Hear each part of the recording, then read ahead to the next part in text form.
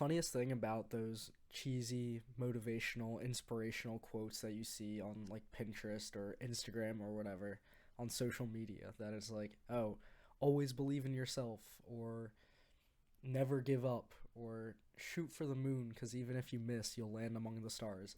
Quotes like that, they do seem like cheesy and they seem like dumb little tidbits of advice, but when you boil them down, they do ring true. And it really aligns with all of this self-improvement stuff and increasing mental clarity and trying to achieve like enlightenment, I guess. Everything that I've been going through and working towards and how I've been developing myself has led me to kind of come to this conclusion that, those cheesy, I guess, like blue pilled advice little quotes, they do they do have some truth to them, right? And when you boil down what self improvement is in its base state, reduce it down all the way, it's more or less just believing in yourself and making sure that you take responsibility for your own life and that you take the accountability to improve it for yourself, right? That's literally in line with the statement of like never give up, or never, or always believe in yourself. Not never believe in yourself. You should always believe in yourself, right? So when you kind of boil it down to these things, and the message of never giving up, that promotes the idea of resilience and perseverance, which is also a big theme in the theme of like a big theme in the totality of the self-improvement space is persisting, especially with the idea of entrepreneurship, right? You take all your failures as learning lessons and you apply them to your next business venture, and hopefully you'll see success. Or at least if you have made a mistake and you have failed in a business venture, you haven't really failed unless you stop trying, or unless you don't learn anything from your previous mistake. So that's kind of like the idea and the framework of how I was just approaching this. Whenever I think about the life mottos or what other people talk about in self improvement, it can really just be boiled down and reduced to these cheesy one line quotes. And you might say that they're stupid pieces of advice, or they're blue pilled, or whatever you want to say about them. But I guess from the outside looking in, before getting on to all this self improvement stuff, or even if you're in the early stages of developing yourself, you would still probably look at those quotes like, oh, that's such stupid advice, never give up, or or always believe in yourself. Like that's just stupid advice. But then as you kind of go through it and you internalize a lot of the learning lessons, and as you internalize a lot of the improvement that you've made and do a lot of self-reflection, it kind of, and do like introspection, it really does boil down to those cheesy quotes. And that kind of gets me thinking as well about the more broader effect of self-improvement. So maybe this is a different kind of video topic, but I wanted to introduce it a little bit here, where if people are making these quotes and they reach a mass audience, and it does resonate with some people, obviously, if the messages of like, oh, never give up, or always believe in yourself, if those messages never got popular or never resonated with anybody, you wouldn't be seeing them in your feed, basically, is what I'm trying to say. Because the fact that they popped up in the first place and were shown to you means that it got a lot of engagement previously from other people, and that other people have also kind of resonated with that message. So in that sense, if we're thinking about all these people really, vibing with that message, I guess you could say, does that like mean that self-improvement isn't really a niche thing?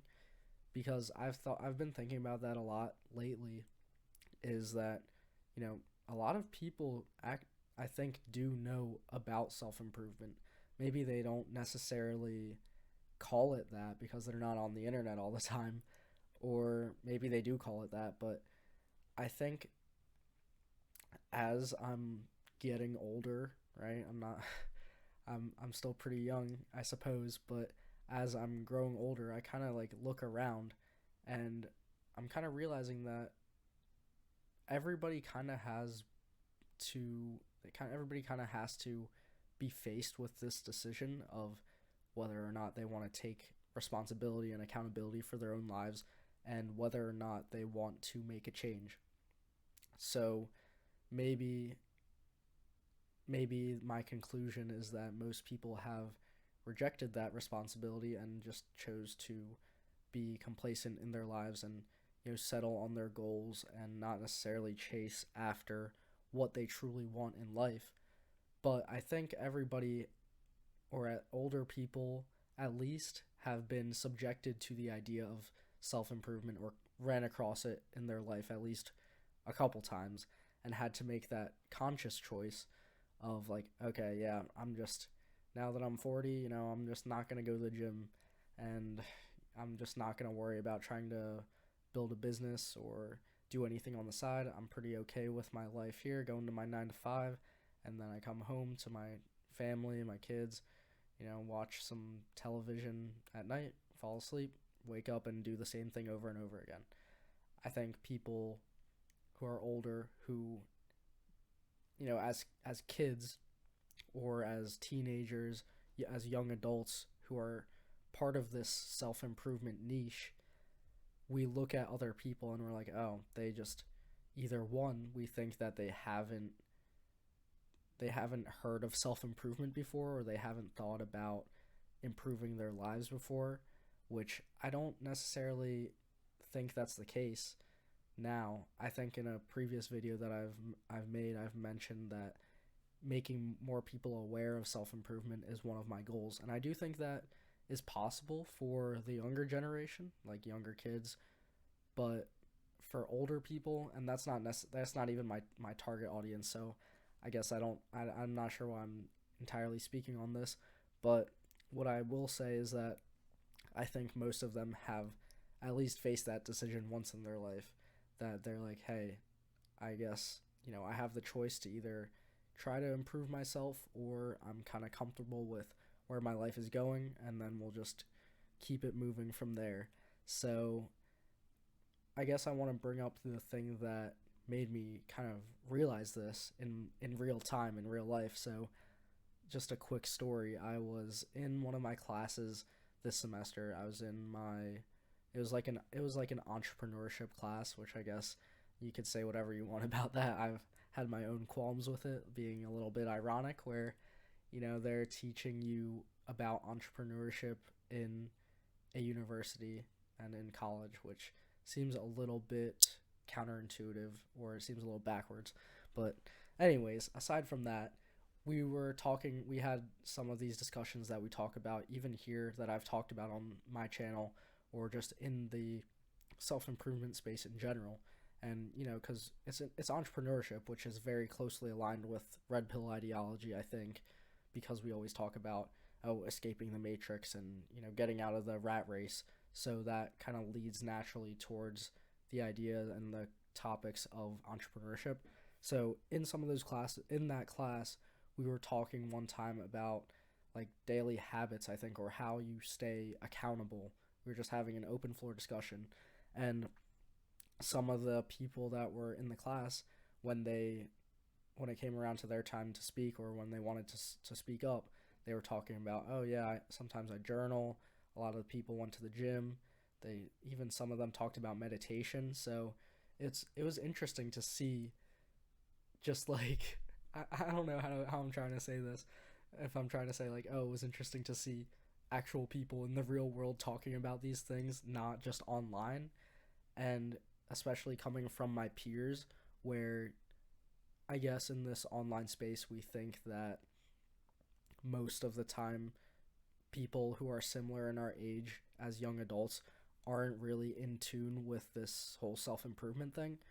But I guess that kind of just opened my eyes to be like, oh, maybe people actually have come across this idea of, oh, maybe I should be going to the gym, I should be meditating, I should be journaling. But then again, I could make the argument that since it was an entrepreneurship class and not just like some random class, that those people are more likely to probably be aligned with participating in these good habits like journaling, like meditating, like reading, like going to the gym, as opposed to just any random classroom of people.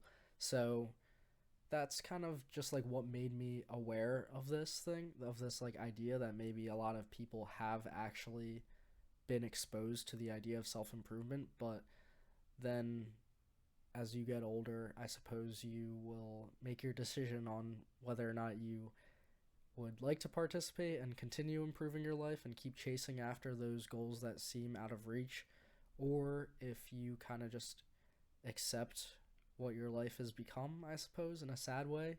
But, I guess that's just the reality of the nature of our existence as humans in modern day society as we continue to go through this world. But that's kind of the goal, is to not fall into that trap, I guess, of complacency. I'm sure those people are happy in a sense. You can be happy living and working a 9 to 5. Not everybody has to be an entrepreneur, but what I'm saying is that I think they have still relinquished some of their goals, or they have I really am blanking on the word for some reason right now, but they have settled, I guess, for not achieving their highest desires out of life in favor of just coasting by for whatever they are comfortable with dealing with in their life. But yeah, that's going to be the video for today. Sorry for that long-winded rant at the end, but thanks for watching. I'll see you next time. Remember to stay on target.